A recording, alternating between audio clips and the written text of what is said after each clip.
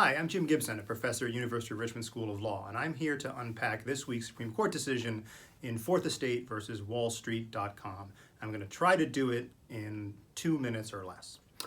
So one difference between patent and copyright is that to get a copyright, you don't actually have to file anything with a government agency. As long as you do something creative and you put it in some recorded form, boom, you got your copyright. Nevertheless, the U.S. Copyright Office does have a copyright registration system, and it's still important for several reasons. One of those reasons was on display in this week's case. You see, before you can file a suit against somebody for infringing your copyright, you have to register that copyright.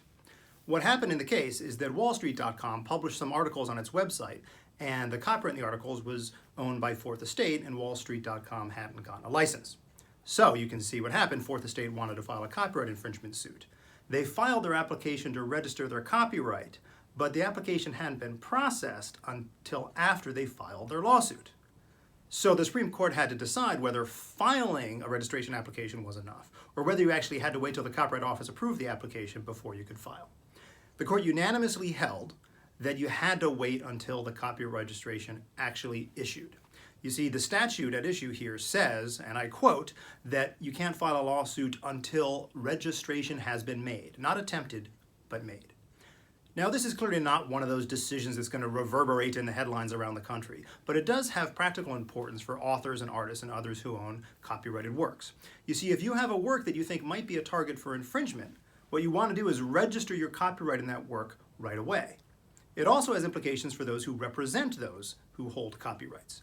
You see, there's a 3-year statute of limitations to file a copyright suit, and the last thing you want as an attorney is to be up against that statute of limitations deadline and only then realize that you haven't registered the work and you need more time because the Copyright Office takes about an average of 7 months to process the registration application.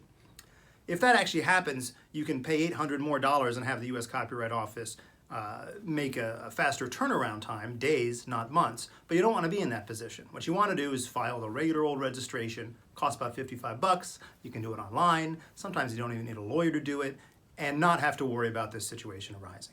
There's lots of other reasons to register your copyright in a timely manner as well. It makes it easier to win the case if you registered early. You have access to some remedies you might not otherwise have if you hadn't registered early.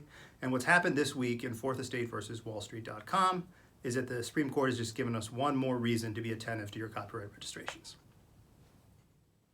What? 226? Oh, so much faster when I practiced.